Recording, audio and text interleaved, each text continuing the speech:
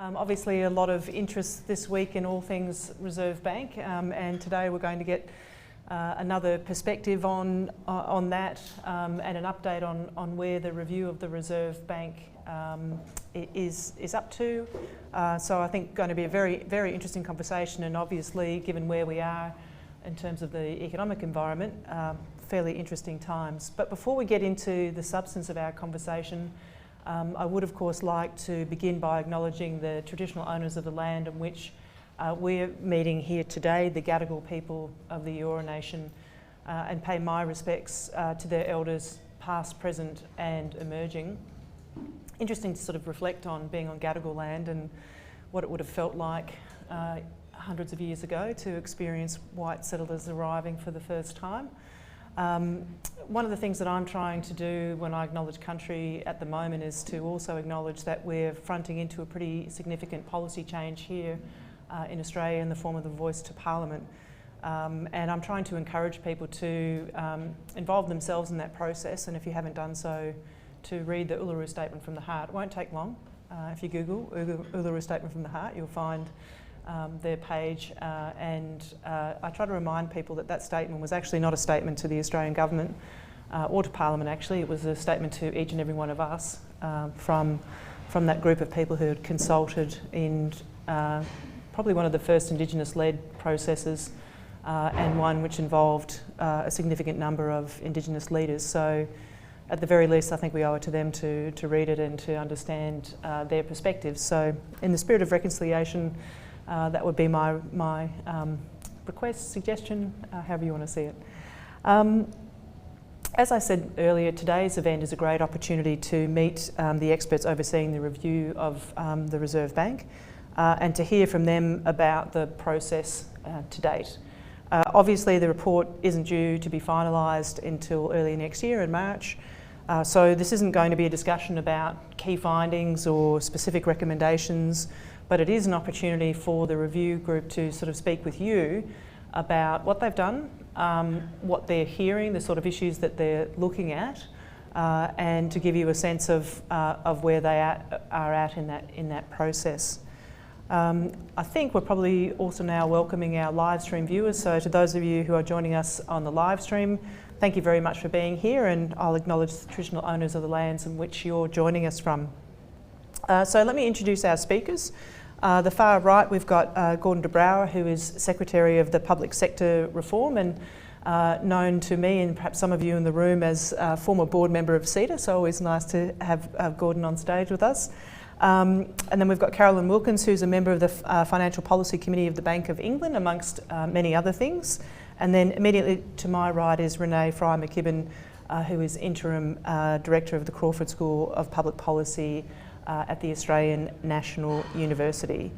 In terms of how things are going to run today, we're going to kick off with some introductory comments from Renée, just setting the scene around the process itself.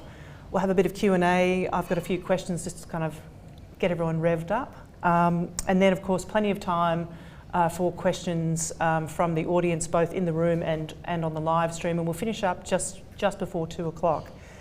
For those of you in the room, if you have a question, just raise your hand. The microphone will come to you, and the usual sort of process, introduce yourself and where you're from. You do really need to use the microphone, because otherwise the people who are on the live stream won't be able to hear you, and they'll sort of wonder what the heck's going on. For those of you who are online, usual CEDA procedure, just enter ceda.pigeonhole.at into your browser, and then the password is RBA Review, all caps, so RBA Review. So that's probably enough from me by way of intro, and I'll pass over to you, Renée, to sort of tell us a bit about what you've been up to. Sure, thank you, Melinda. So as Melinda said, I'm Renée Fry-McKibbin, Professor of Economics at ANU. I work on macroeconomic models of small economies like Australia with a focus on commodity cycles and financial market crises.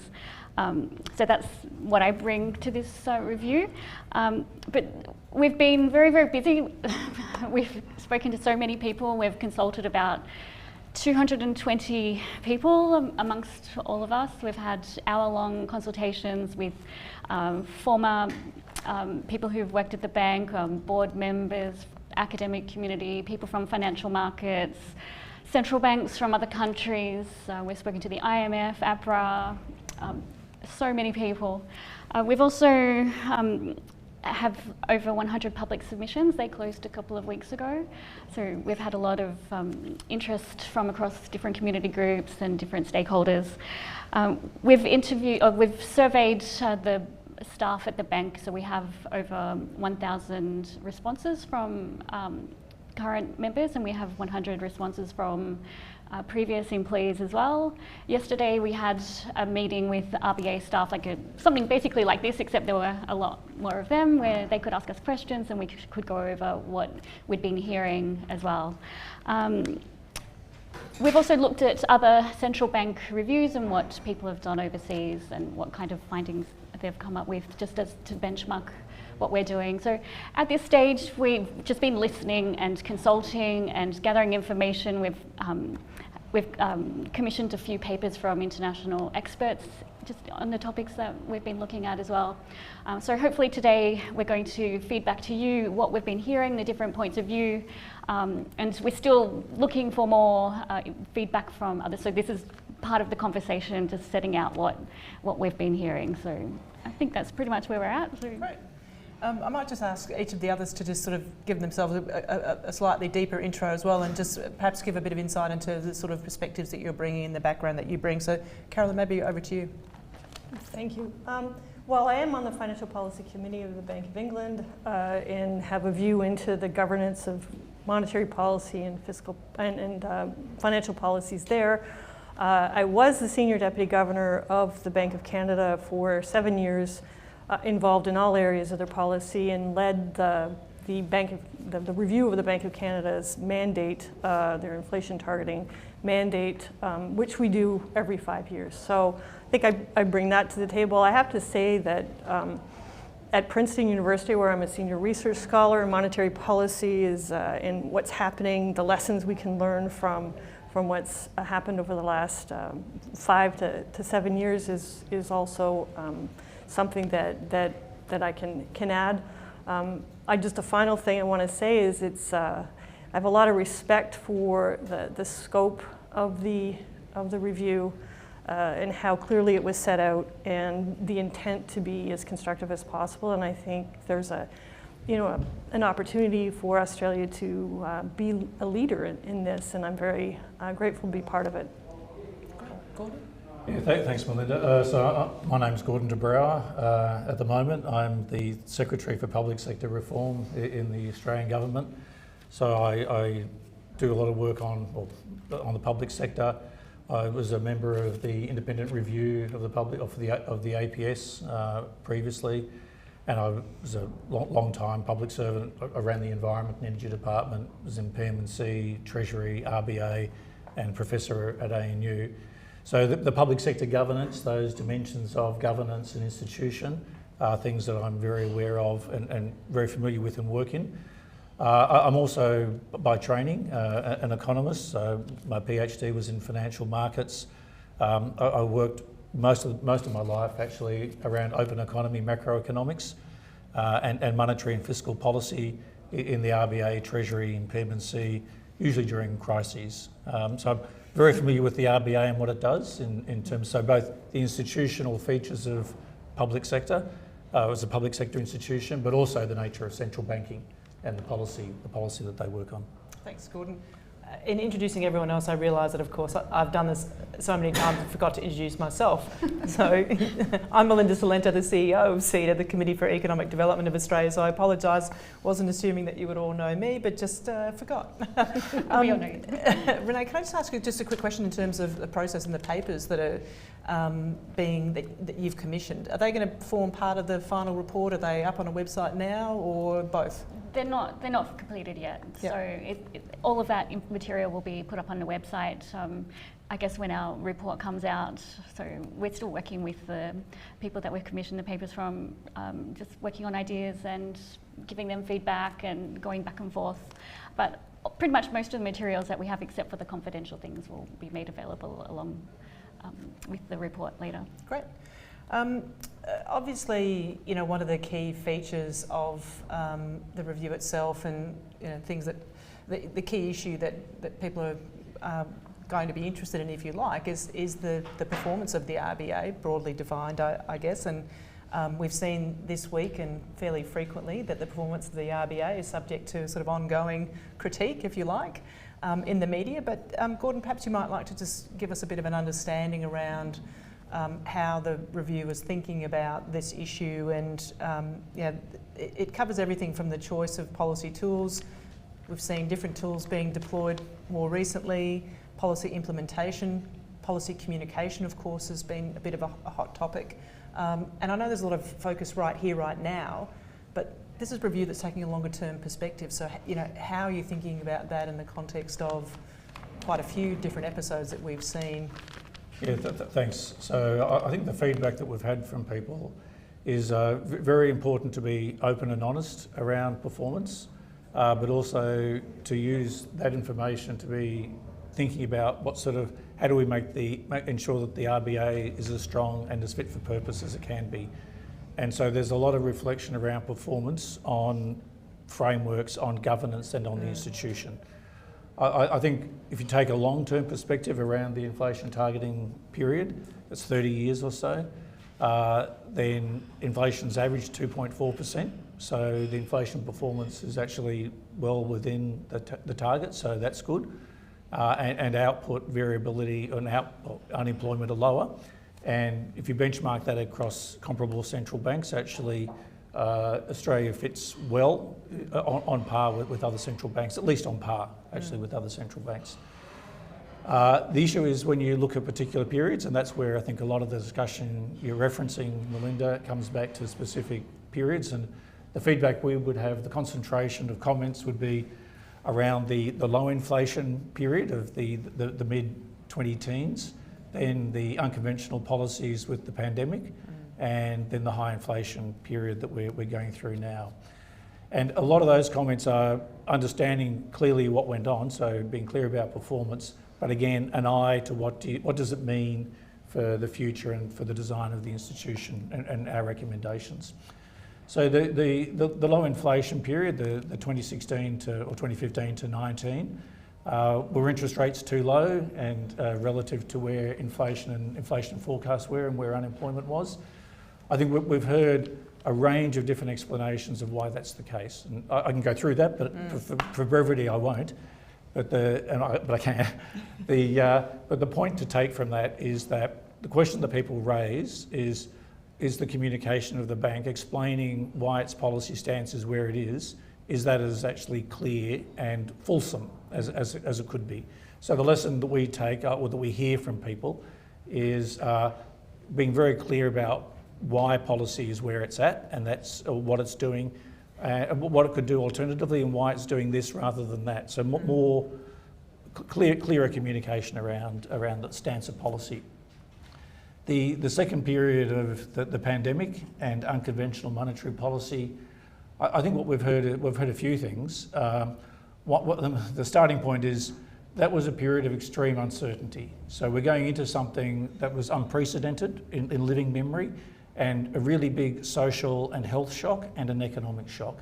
So the feedback, the sense is response in 2020, very important that the central bank is engaged on that. And so that's a lot of sort of generosity around you're doing something, and that's very important. The questions come down to actually moving into unconventional monetary policy, moving into very uncharted territory in terms of that policy, those policy tools in Australia, and a lot of learning and trial around that. And there are very particular lessons. So I think people would say that's a very mixed report card around the yield target, the forward guidance, especially the time-based forward guidance around the 2024 and parts of the bond purchase, elements of the bond purchase program. That there are some specific criticisms around that, and that there are lots of downsides. There are also downsides to those policy instruments, and I'm happy to talk about those things that we hear from people. The lesson you take is very important of when you have an idea that you want to do something, very important that you do the full risk analysis around it, so you understand the pros and cons, the potential downsides, and you explore those things fully. That's very important.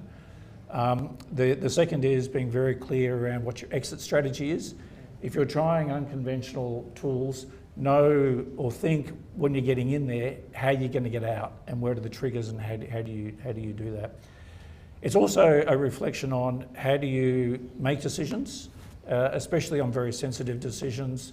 So how do you ensure that the information content is all there for decision makers and that actually those decision makers are fully involved in some of the calls. And we've heard evidence or people talking about incomplete information or incomplete decision making. So the lesson is coming back to governance and the nature of information and the way systems work.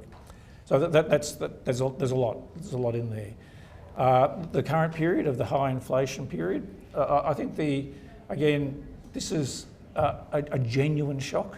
I mean, people talk about these are genuine supply shocks. War, pandemic, floods, they're things that you don't predict as they occur. You think about how you react. The things that we hear around that would be maybe the bank was a bit slow in identifying some of those features of what's the nature of the inflationary process. It's not your standard unemployment, wages, prices, Phillips curve dynamic. It's actually big external shocks that are coming from other sectors. So it goes to your model of inflation or how you think about the inflationary process. The lesson to take from that is agility in different frameworks and making sure that there's contestability in a range of views that are available. The point said around bank a bit slow, I mean, if it was, people would say that, if it's a bit slow in responding. They also say that actually, when you look at the response, it's been a very fulsome response, so 275 basis points since then. So, you know, quite a strong response from the bank would be the feedback that we've got. So that's kind of those. It's really what you take from it, though. Yeah. It's what you for the future. Can I ask just one follow-up question? I mean, I get that there is going to be a really sort of intense focus on the last little while, but in the feedback that you're getting, are people taking a longer term sort of perspective? Are they looking, because this, like right now, it is a pretty interesting set of circumstances, pretty unique, a real crisis, as you said. We've had different dimensions of crises in the past that have been triggered by different things, have had different channels of transmission. I think there's always, you can look at the response itself, but then you can look back and say, well, how would we reflect on that in due course? What are the lessons from that? Are you getting that sort of feedback, or are you finding that people are pretty well camped in their interest in the last little while? No, there certainly is a debate. Monetary policy is usually a live issue, and it's a live issue now. The content and the nature of discussion that people are having with us is less focused on exactly what's happening now. It's what does all of this mean for the institution going forward and the framework and the governance going forward. So people are very clear to us about its forward-looking dimension. Yeah. Obviously, sorry, anything... Renée, I'm going to go to you around the frameworks, because Gordon's talked about the sort of outputs, if you like, of the frameworks in terms of what performance looks like. But how have you, as a panel, been sort of thinking about the frameworks? What sort of feedback are you getting on that, and what are the key issues that you're finding people wanting to sort of explore with you? We have, I guess, we're looking at two things. So one is the framework that we have now, the right framework, and then two, how would we improve the current framework that we have? So most of the people that we speak to are in agreement that the flexible inflation targeting with an independent RBA has worked well for us over the last 30 years, and most people are telling us that they don't really see any reason to change that, given the circumstances that we've been facing historically. But there is a concern that we're going to be facing different shocks going forward, supply shocks coming from climate change, from the geopolitical work that we see, and all of the food price and energy price shocks that we're seeing coming through right now. There's concerns that we may be around the effective zero lower bound area going forward, and so maybe the monetary frameworks that are targeting something slightly different, like nominal income targeting or price level targeting or average inflation targeting, may be better off able to handle those shocks. So we're looking at all of those different types of frameworks. We've heard from other people that it maybe monetary policy isn't even the right tool to target inflation, just given that it has different distributional effects on different groups in society, and that maybe fiscal policy or regulatory policy or some other types of policy might be a better lever. We've heard a lot about how fiscal policy and monetary policy should interact. Most of the messages that we are getting are that they need to take heed of each other, but it's really important that monetary policy remains independent. So one of the big messages that we're getting is that the RBA needs to stay independent. But we've also heard from a lot of people that the review process is a really good thing. And even from other central banks, people who have been involved in reviews in other central banks are telling us that regular reviews are painful, it's a lot of work and everything, but they do really think more carefully about what they're doing and how they're doing it, and having that review process makes them hone what they're doing, I guess. So, so then the other thing is about how the flexible inflation targeting is working now in Australia. So through the statement of monetary policy, the agreement between the governor and the treasurer, we're looking at a target of 2 to 3% inflation on average over time. The messages that we're hearing are that 2 to 3% is about right. People are happy with that, but on average over time is a little bit vague. No one knows what that means. And potentially we don't have to define that, but maybe we could get some clarity on what the bank and the treasurer think on average over time might mean, and that may change through time. People are telling us that they would like more clarity on the weightings on the inflation and the employment objective. We all know we have a 2 to 3% inflation target, but how do we think about inflation? Can we get more on the communication side of how the bank is weighting up those two angles when they're making their decisions? We're hearing a lot on the third statutory objective of the welfare of and economic prosperity of the Australian people. We're getting two views on that. One is that we need more in that statement, so people want us to take into account things like climate change, housing prices, and other types of factors that really affect people. Others are saying that no, we want to take that out because it just gives the bank too much flexibility. They don't have to explain to us exactly what they're doing. There's overreach into areas that aren't necessarily strictly related to monetary policy, and that they at least need to tell us a little more about how they're interpreting that part of their objectives. We're hearing that people don't quite know how the financial stability part of what's happening in the economy is feeding into monetary policy decisions. That's all a little vague as well, and that raises questions about the interactions between monetary policy and macroprudential policy. We've heard some criticisms, I guess, or concerns about the relationship between APRA and the RBA and how we might want to tighten that up. Now it's quite informal, so there have been some suggestions that we could look at formalising the Council of Financial Regulators a little more.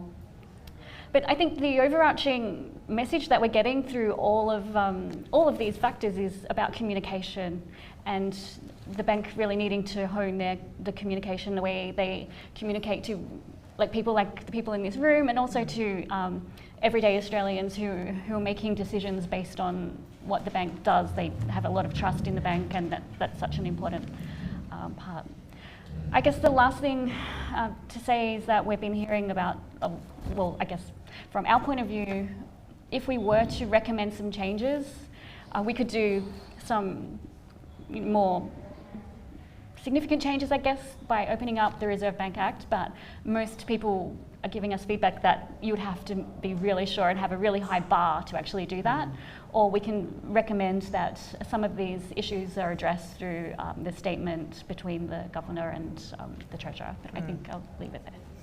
Can I ask one quick follow-up question? Sure.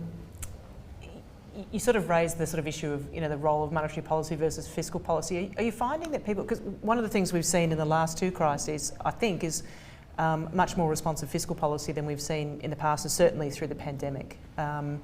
So normally, simplistically, if you went back to your macro textbooks, it's like, monetary policy is the one you do quickly, and but the last episode has been very different. Are people reflecting on that and the feedback that they're giving you?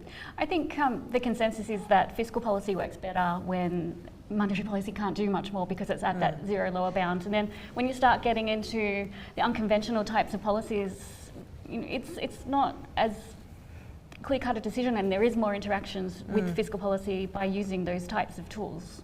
And because sitting in this too is like, you've talked a lot, both you and Gordon have already spoken about communication, right?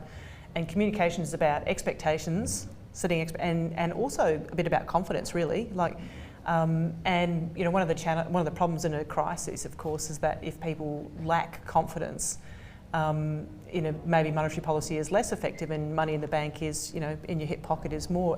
Are you getting any of that sort of flavour of people thinking differently about the tools, or is it pretty much still what I would call the sort of orthodoxy around the role of monetary policy?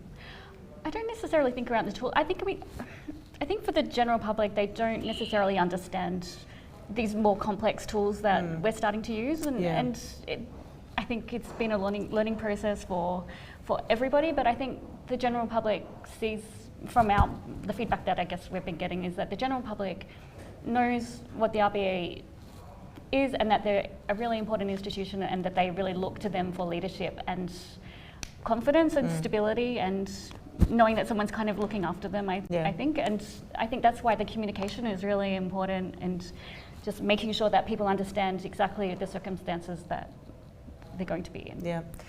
Carolyn, I want to bring you into, of course, governance is always a hot topic.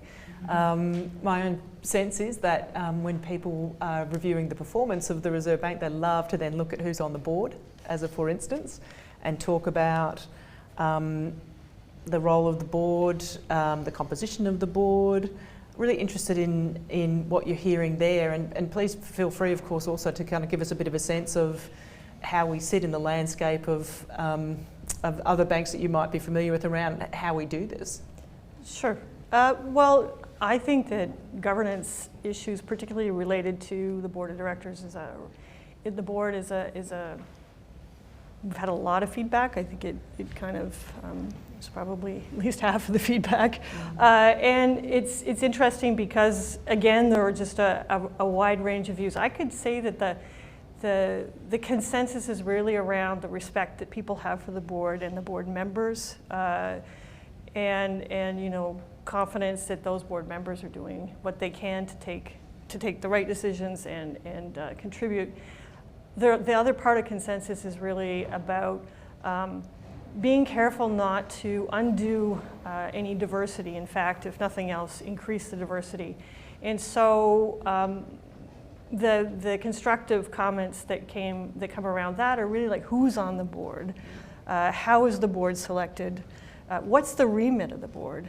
And what's their accountability to the Australian people? And so on the who's on the board, I think that much of the feedback is if you were to put together a skills matrix about what kind of people do you need to take monetary policy decisions, particularly in a world that's becoming more complex. So Renée and Gordon were talking about these unconventional monetary policy tools and the fact that the future is going to look a lot different, more supply shocks. People think that there could be gaps in a couple of areas. And so a couple of them you mentioned are people who really understand labor markets and how they work. People who understand supply chains and sort of the microeconomy as opposed to macroeconomists, and also financial market specialists. If you're doing unconventional monetary policy, it's important, according to the people that we've heard from, to have people that really fully understand that. And so much of the recommendations around, or the comments are around the composition. Another part of the composition is really the role of the Treasury Secretary on the board. So works differently in different countries, but if you're thinking about an independent central bank, some people think that having the Secretary-Treasurer on the board is a conflict, and especially if they're voting. Other people say, well, no, actually, this is a really good mechanism if they're voting or making comments on their own behalf to have that interaction with respect to monetary policy and fiscal policy compatibility, especially when the going gets tough. So, and so we've heard both sides of that. On the process, I think that, or the process of selection, many comments about how transparent that could be if the process were changed, and in fact you might get more diversity that way. On the process itself, once you've been selected and the board's taking decisions, it's a pretty short process for those who know how it works. Board documents are received the week before, and then they meet for a few hours and take a decision. In many other central banks, it takes a bit longer. External members have access to staff, and so some of the recommendations have been in that direction. Others say, no, actually, it works just fine. There's enough time.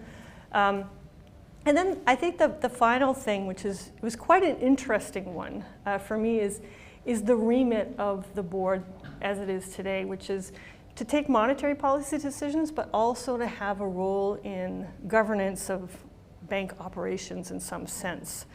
And it is unusual to have a single board do those two things together. And so some people have suggested that gets split out. Of course, that would require a change in the Act, and as Renée has said so well, many say that the bar needs to be really high to do that. And so, our job is to think about, well, what are the benefits of doing that relative to the cost, and is there given other options, how should we think about that? Is it really necessary?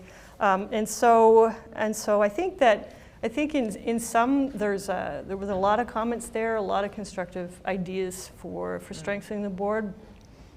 So can I just understand that point about having a board that's thinking about monetary policy decisions as well as what you think of as more traditional governance of the institution, like a company board? Is that so they're leaning more towards that? And then Gordon, I want to bring you into it. I mean, what's the precedent for that in terms of thinking about a government agency more broadly? So many other central banks have separate monetary policy committees that all they do is think about monetary policy. They think about strategic issues, research, analytical issues with respect to monetary policy. And then there's a separate board that does the usual governance of what's happening in the enterprise as a whole. So, looking at the usual risk management type of thing, audit and finance, HR type of things. And I think the comments that were made about potentially splitting it were more about the capacity of a single board to do both, particularly when the skills that are required to do each may be quite different. There is some overlap, but they could be quite different. And of course, if I can, one of the comments that has been made is you have to be careful about adding too much bureaucracy or complicating the process. You have to think about how can you fill those positions and all that. And so it's not a clear-cut decision to take, and so I don't want to leave the impression that we've taken a decision on this. It's just a really important part of what we've been hearing. Yeah, no, I was actually just wanting to understand what the thought process was behind what you're hearing as well. Gordon, so in terms of public sector governance in general, the policies and the oversight of management would be usually in the same body that is integrated in a single body. It's the central banking precedent. So when you go look overseas, there are some very particular cases where they're separated, and for a reason. So it's but public sector wide, no, they're usually it's a common set. I'm going to go to questions now. I've got one more question that I'm going to give to Gordon later on, but I'll dangle that. Now we'll go to questions in the room. But just while we're letting you figure out if you want to put your hand up or not. I'm just going to pick up on the way our questions work online is people get to vote on them as well, so you can put them in and vote. And then, so the number one ranked question actually is just picking up on this point that both Carolyn and you, Renée, have referenced, which is about opening up the Act and the high kind of hurdle, if you like. I think that, so the question is how are you weighing up the risks of opening it up to reform by Parliament versus the benefits? You've both talked about a higher benchmark. Can you give us a sense of what it might take or what people are suggesting it might take? I think in the end, that's probably not a question for us to answer, but I think probably we're considering coming up with a set of recommendations that we would make if we did open the Act, and a set of recommendations that we might if politicians didn't want to do that. So. Yeah, I think that's right. I mean, it's up to our recommendations are going to be the best, what we think is the best for the future of the RBA and for Australia, and allowing them to do their job and for that to function well from a governance point of view. And of course, legislation is the foundation of governance. The decision to do that is really a political one. Yeah. And so I think to be helpful, if we think there's enough gain to change something in the Act, then of course we'll recommend it. We're not there yet, but realizing that may not be something that's viewed as being prudent, then it might be helpful to have another set that says, okay, well if you can't, then here's another. And presumably you might have a bunch of suggestions that would require that, in which case then, sort of articulating the kinds of benefits that would have to be demonstrated to make that worthwhile, and if you weren't up for that, then what some of the alternatives might be is sort of the role of. So maybe I think there are particular things that we've heard that would be changes that would be desirable and could be important. There are different ways to achieve that. Yep. And that's the issue of, depending on how you want to achieve that. So I think there's an ambition around achieving particular elements around frameworks and governance, but you can do that in different ways. Yeah. And then it's in a sense of what's the most effective, enduring way to achieve that change. Yeah. Yep, fair enough. Questions in the room? Thank you. I'll kick off first. Okay, Eric Johnston, I'm with the Australian. Maybe one for Carolyn.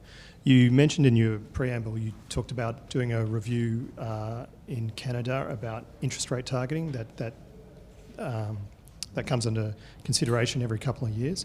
Has that resulted in any change in the band for the interest rate target? And if you could just sort of put a bit of colour around your thinking about how the interest rate target works in your experience with all the banks that you've worked in around the world. Yes, so in Canada there's a review of the inflation control agreement that's joint with the government. We do it every 5 years. We've done that since the inception of the inflation control agreement with the government. It was done in the early 90s. And the goal of it is really to assess how well the framework has actually served Canada, and always with the presumption that an answer that you get in 2016 may not be the same answer in 2021 or in 2026, because the nature of the economy changes. And so sometimes our review is very targeted, where we just look at particular options like a higher inflation target or a price level targeting. This last time, given that we hadn't done a really full horse race across all potential targets, we did a full one, which included nominal GDP targeting, price level targeting, the whole list, across a set of criteria, a common set of criteria that people care about. How well does it achieve inflation? What does it mean for full employment? What does it mean for distribution of income? Lots of things like that. And the change this time, there have been small tweaks other times, but the change that happened this time was, and I wasn't there when they finally signed and sealed it, but that the clarity around how we think about full employment was improved. It was always implicit before. It was a single mandate, and it was improved by saying how we look at it, and there was a requirement to talk more about it and how it fed into the decisions. We didn't obviously go for nominal GDP targeting or anything, but I think that the point that Renée said at the beginning, you can't just do it once and then say, okay, we're done and dusted, because the economy changes. And so if we think that the structure of the economy is going to produce more geopolitical risks and all those things are going to produce more supply shocks in the future, well, then it's worth doing those reviews. That's what to validate that. Yeah, it's an interesting question and interesting times. We think of, I mean, we're starting to hear more conversation here about paradigm shift, if you like, in terms of the structural drivers that were sort of underpinning growth around the world, really, and how they've shifted now. So obviously that has implications for how you think about these things, and it's not set and forget. It's not set and forget. And we've got three more questions in the room, and I've got another question online, so please go. Ed Boyd at Sky News. Look, this, I actually just wanted to follow up on that. This isn't my question in a way, but would one of your recommendations possibly be recommending to do this review every 5 years, similar to what's going on in Canada? The nature of reviews and what their remit is changes across different countries. Sometimes they're broader, sometimes they're narrower. Certainly that's a suggestion that we've heard, and so we would be considering it. And my actual question was, the Reserve Bank didn't think a review into itself was necessary, and were pretty defensive about this whole review. How's the vibe been speaking with people at the RBA? How's they been interacting with you? And just finally as well, what about the culture? We've read a lot about it has an old-fashioned culture. Is there any insights you can give us into that? Oh, Ed stole my last question. Do you want to do the, maybe you're happy to... Well, I wasn't sure who the question was directed to, and I was talking a lot, so I thought I would turn to you. Okay, well, I'll do culture if you like, and then we'll come back to the engagement with the RBA. Yep. So things like culture and institutions really do matter, because I think we've seen is the nature of governance and institutional design and behaviour matter to performance under a framework or the delivery of a framework. So the broad nature of the feedback around bank culture would be here's a set of very professional, very dedicated people who are very, very focused on excellence and also deeply driven and motivated by public purpose. So, and that's actually, if you deal with public servants or people who work in the public sector, that's one of the defining features of the motivation of people who work in the public sector. And bank staff have that in spades, and that's their primary motivation. There are 5 elements to culture that people come back to and there has been a lot of change. So culture is a developing thing. It's not static. It's developing, and there have been some specific changes in recruitment and operation of the bank in order to drive cultural change and to accelerate that. People would say the feedback in general, that's work in progress, and frankly, and I know public sector, the Australian public sector pretty well. That's actually pretty common across the public service as well.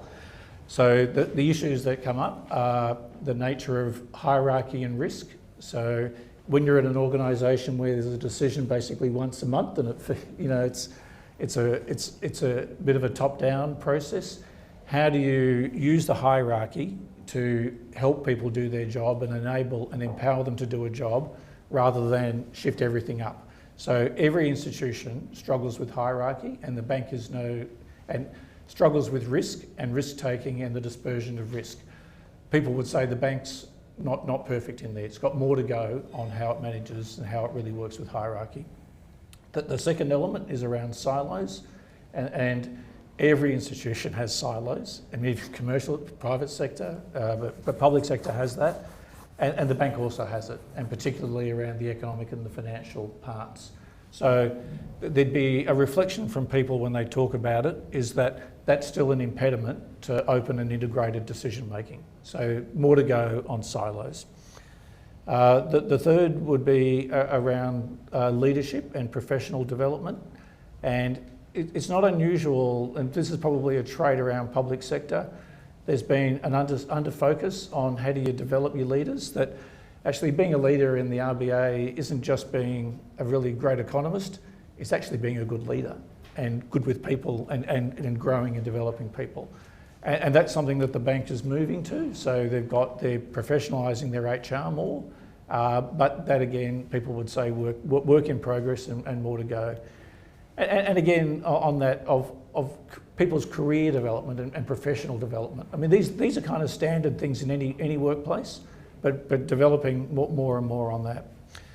The fourth element would be around just how inclusive and diverse the bank is.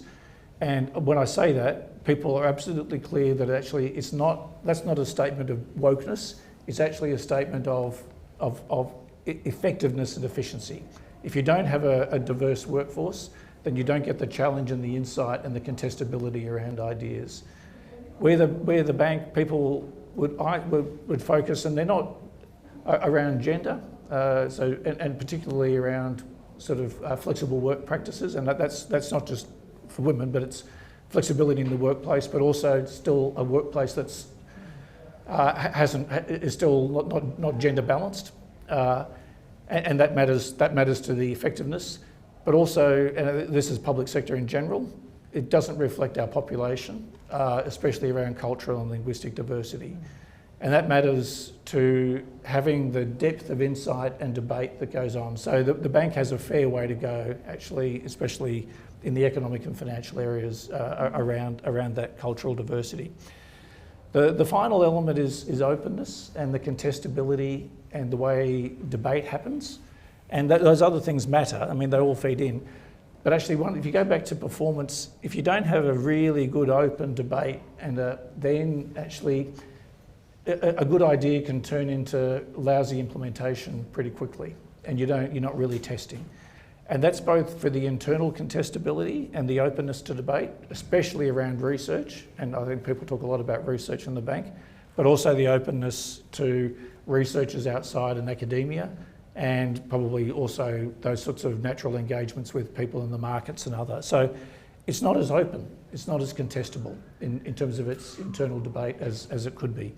So I thought that's pretty frank. I'm sorry, that's quite a long answer, but there's a lot. And it's institutions, those matter to actually performance. But yeah. Carolyn's got a lot of insight around the research. Yeah, you said a lot of really great things. I think there's two things I would just add. On the research side, we've received comments that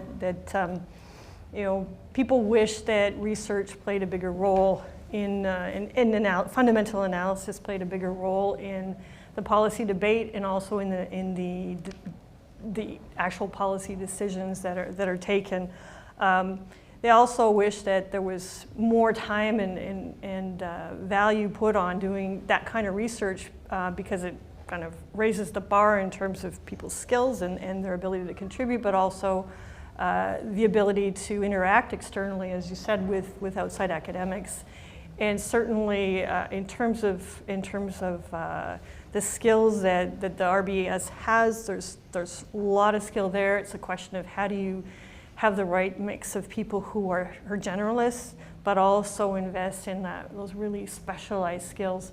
You asked a question right at the beginning about how's it been with the RBA. I would say that they've welcomed this. We've had some meetings, they're very productive, they're open, they've answered our questions, spent a lot of time, made staff available. We've had responses from staff, and so it's been very productive.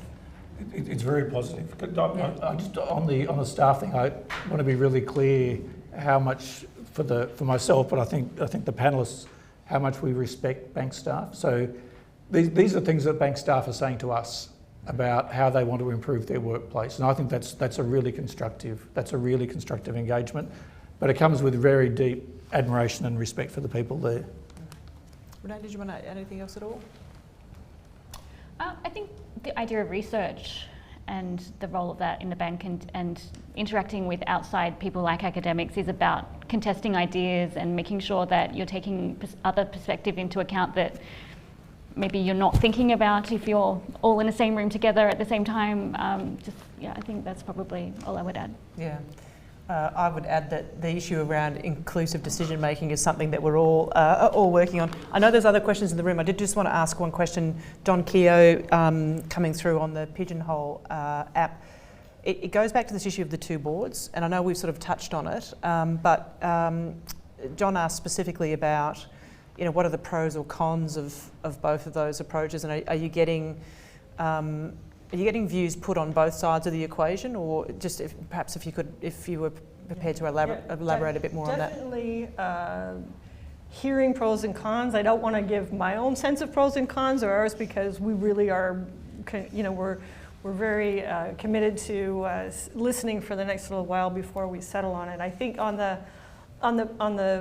pro side, it's really a question of clarity of roles and responsibilities and having the right people assigned to the right job, as well as kind of having a better ability to have an enterprise-wide view of operational governance like a regular board would do, while at the same time allowing the monetary policy group or the monetary policy board to really focus on those decisions and have the time that they need.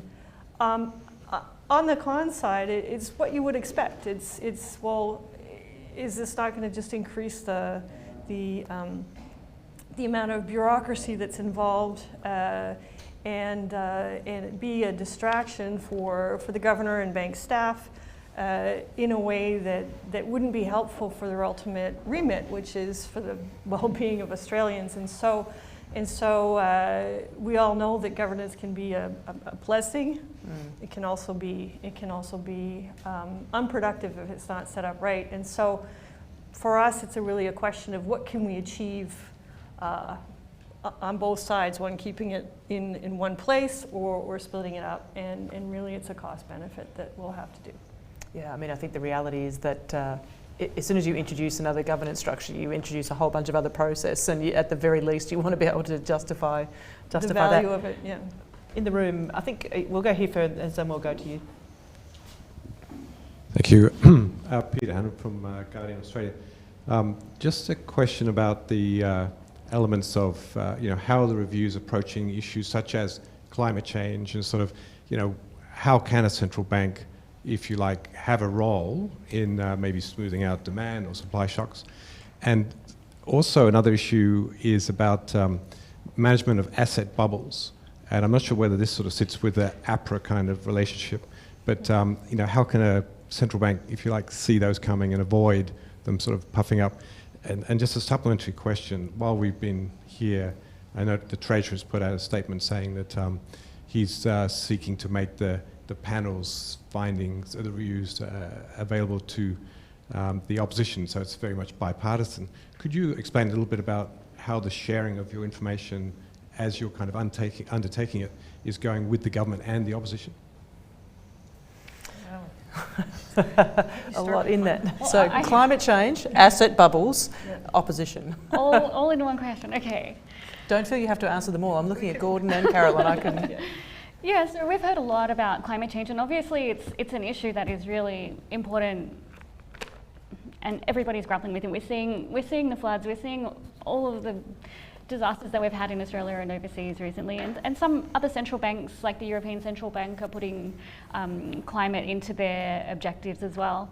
I think here, even if we did decide to put it into one of the objectives, even if we don't, climate is always going to be an important part of the frameworks. It's going to have an important effect on financial stability. It's going to have a direct effect on inflation. So I think that already central banks, including in Australia, will be taking that issue seriously because they have to. Whether or not it's actually written directly into one of their objectives is another question that we will be dealing with. In terms of the financial stability asset bubbles, I guess that partly comes down to the relationship between the RBA and APRA and who is actually in charge of financial stability, macroprudential. Obviously, they're related to each other. And I guess that's why we're looking at the relationship between the two institutions and making sure that's fit for purpose into the future as well. It's working well now, but a lot of that they have very strong personal relationships. We just need to think that through. That is this fit for purpose going forward? Gordon, should I answer the others, or you go ahead? Well, Gordon, I was going to ask you just. I mean, we kicked off the conversation looking at performance. In the conversations that you're having around performance, I mean, obviously, you know, inflation performance, unemployment outcomes, but is asset price something that's come up as well? Well, that's one of the factors around the 2015 to 2019. Was the bank either leaning against the wind, or was it concerned around households becoming excessively indebted, and then that heavy indebtedness would lead to an exaggerated business cycle? So part of stabilising both output and prices is not reducing interest rates to exacerbate that sort of excessive leverage for the households, which makes them more vulnerable down the track to trying to repair their balance sheets rather than spend, which exacerbates and deepens a recession or a slowdown, and it delays recovery. So that does appear. And I think we've had a lot of feedback from people around how does that feed into the RBA's decision making?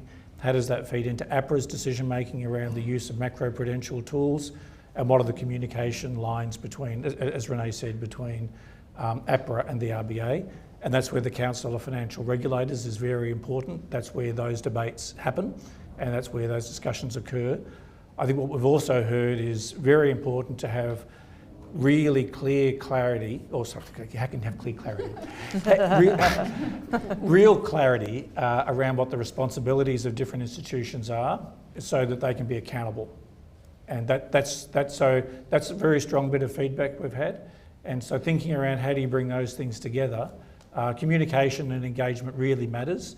And we have heard pros and cons around formalising that more, but the key thing is that around that system. That system has evolved actually over the teens. There's a lot of working through and discovery around what are and how do you use macroprudential tools, and then how do they feed in. And APRA now has a framework for those things, so you can see where that's progressed. It's really ensuring that there's that good communication early and good, and frankly, very, very open conversations around it, and some transparency. No, go ahead. I was just going to say, I just wanted to make it clear that everyone is also saying that these different policy arms need to be independent, and that there's no question that for most people that should change. So on the asset price kind of inflation part of it, and how does that fit into a monetary policy framework?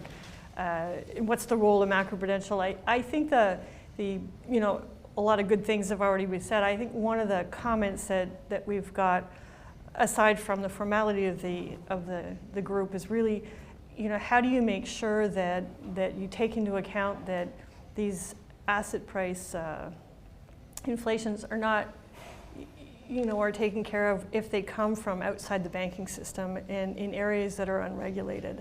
And, are there gaps in this? And how do you identify those gaps and deal with them? And so, everybody has their own remit, and they're true to their mandate, which is extremely important.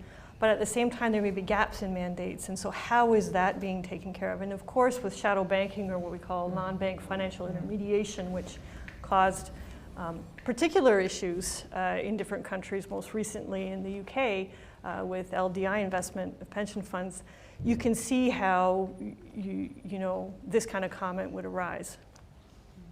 Gordon, did you want to speak to the engagement with the opposition?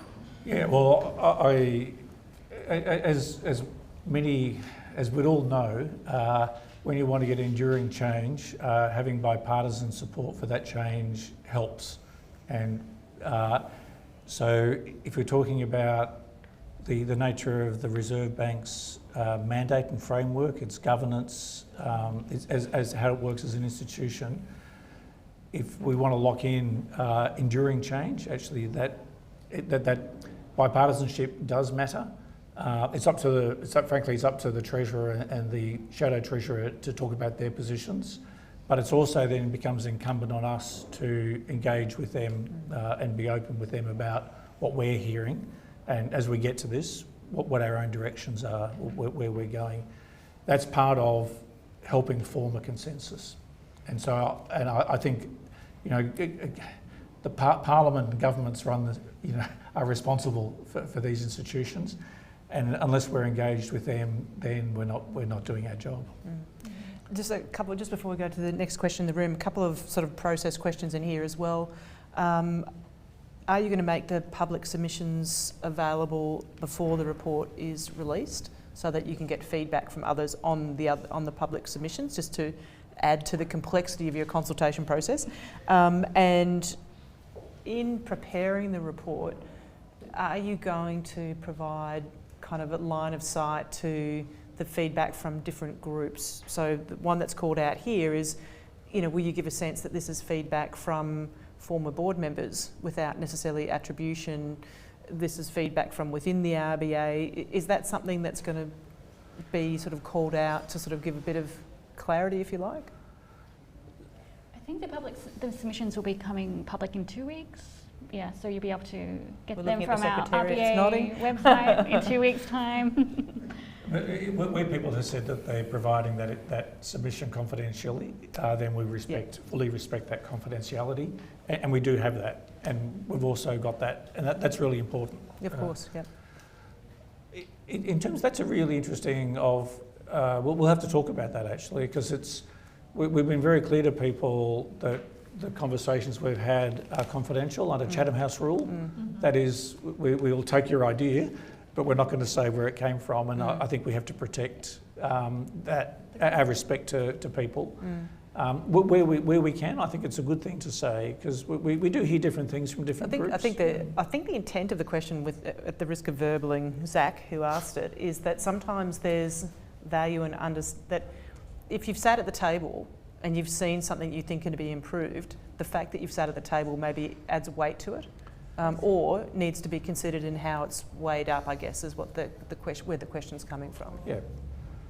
So let's consider that. Yeah. I mean, we've spoken to all board members and a lot of previous board members, lots of previous senior people in the bank as well. So you get a lot of insight, lots of staff, and a full range, a full gamut of groups as well. And you do get a real insight that's unique to that group that only some people can provide. Yeah. But I think we'll have to measure it against protecting the privacy of those conversations. You also need to be careful to assume that there's consensus necessarily from one group as well. So there isn't. Yeah. Question in the room? Shane Wright from the Sydney Morning Herald and The Age. Just going to the debate or the discussion around the bar set for changes to the Act, has there been much coming through around formalisation of the inflation target, given that sits in the Statement of Monetary Policy and the Charter says stability of the currency? An ordinary person walking down George Street would have no idea what the two are. And, for instance, formalising, say, board appointments at the moment, that is really a locked box inside the Treasurer's office, and particularly who's on the prospective appointee list. Is that an issue that comes into, well, we have to find a way to formalise it, and then we have to decide, is it of sufficient importance to go to the board, into the Act, or is it even a different piece of legislation governing those sorts of issues? So on the remit, there has been a lot of comment about the difference between what the RBA does in practice to fulfill its legislative mandate and how it's actually worded in the Act. Two parts. One is what you mentioned, was about the stability of the currency, which looks like a fixed exchange rate when in fact it's interpreted as price inflation control of some sort. That's been mentioned. The other one is the role of, I think Renée, you said that at the beginning, of the welfare of Australians. I mean, it's hard to be against that, and so no one was suggesting that that's not what the bank should be aiming for, but it was rather that because it was set along with employment and these other things, that it was an objective in and of itself that could be interpreted very widely and open them to being told that, well, actually climate change or income inequality, house prices could be in the mandate. And, you know, a lot of the comments there, and I think there was a broad view that, you know, a central bank could only do a certain number of things well. And so with the tools they have. And so where the pros and cons came were really about whether or not it was worth it to open up the Act just for that. So some thought, well, why not? It's been a long time. It would be modernized. Others said, well, gosh, we all know what it means and it hasn't caused any trouble.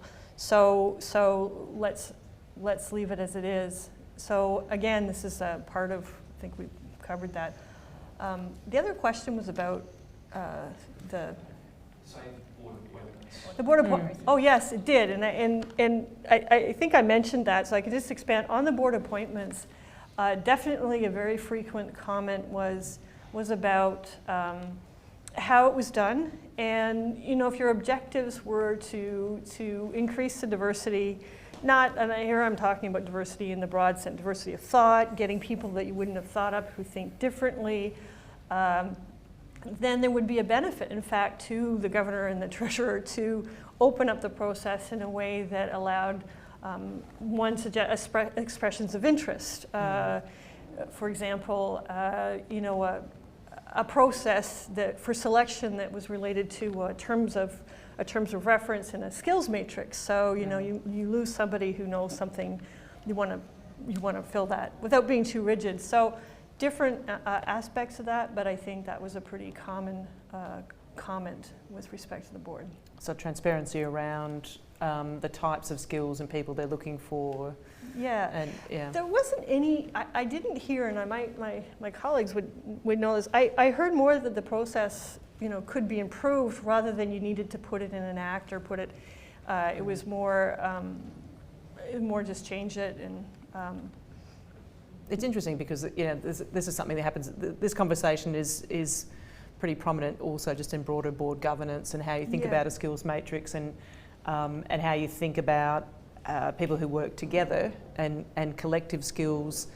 And I mean, I think it's interesting that there is a lot of focus on bringing specific skills in, but at the end of the day, it's a shared accountability and making sure that you don't default to having one person who's seen as the expert on X. Or the voice or the view of a particular perspective or constituency. I think people were very clear that a voice should never be representing a constituency. But when you're on the board, you're there representing the interests of the Australian people. Absolutely. With respect to the Charter around price stability and full employment. That's your responsibility, so it's a responsibility to the Act. That's also coincidentally how some of the discussion around the Secretary of the Treasury is, that person is there not representing the Treasurer, but actually ex officio, it's the way they get into the room and they're representing, as all their other members are, the interests. With the you know, recognising the perspective that they have and the exposure to the range of issues and ideas and thinking. Exactly. Presumably. Yeah. Exactly. Are there other questions in the room? Stephen. Thanks, Melinda. Stephen Walters from the Business Council of Australia. I'm curious about, you've mentioned weighting a few times, as in trying to give appropriate weight. I'm interested, given you've received so many submissions, how are you going to weight the view of, say, a business group, we've put in a submission, versus, say, a welfare body, an academic, a bank, trade unions? Like, how do you, presumably they have different views, for example, on whether the mandate of the Reserve Bank should be price stability or full employment, for example. How are you going to weight those various views? Or have you not, again, come to a conclusion on that yet? An answer in one sentence would be great. Like, can you give me 20%? No, I'm joking.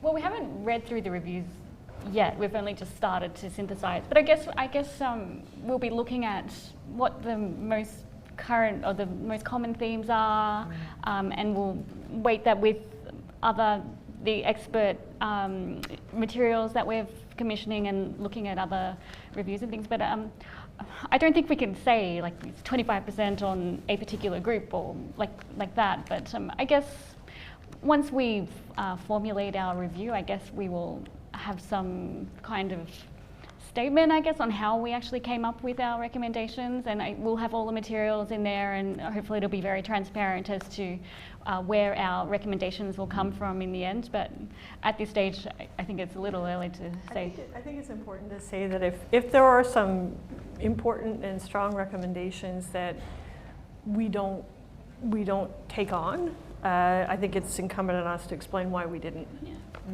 Yeah, I mean, I would have thought, again, at the risk of verbally, I mean, it's going to be look for consensus, look for a perspective that maybe hasn't been brought to. So if something new comes up that prompts a different way of thinking about something, and then sort of reflecting that in terms of, I always find the most interesting thing is where you get consensus that builds from a number of different perspectives that maybe you didn't expect, and sort of reflecting on that, or a similarity in sort of ideas or concerns that are being put forward. That's sort of where the richness of it comes from when you're talking about in the national interest. We have got a lot of information and from people, and it's been really, really valuable. You get a good sense, as you say, of how concentrated a set of views are, and then how people recognise an issue as being important or not.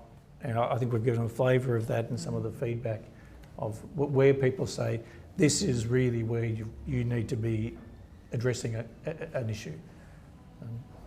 I knew we were going to run out of time, and we're bang on time. I just wanted to sort of bring to bear, so firstly, the rest of the questions we'll make sure you get a look at what the questions were that were asked, so you have opportunities to respond to them in different ways.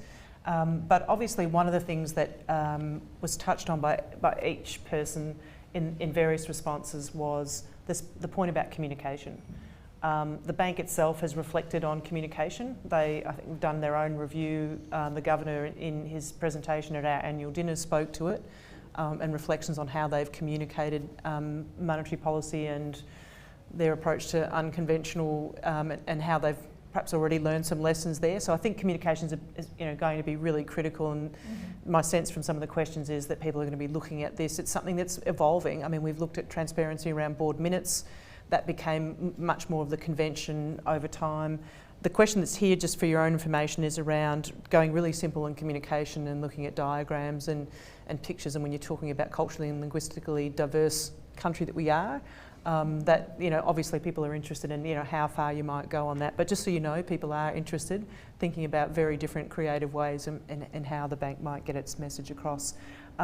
We are out of time. Can I thank each of you for the frankness of your responses and leaning into this and trying to give an interested audience as much information around where you're at and where you're heading. And so if you wouldn't mind joining me in thanking our panellists.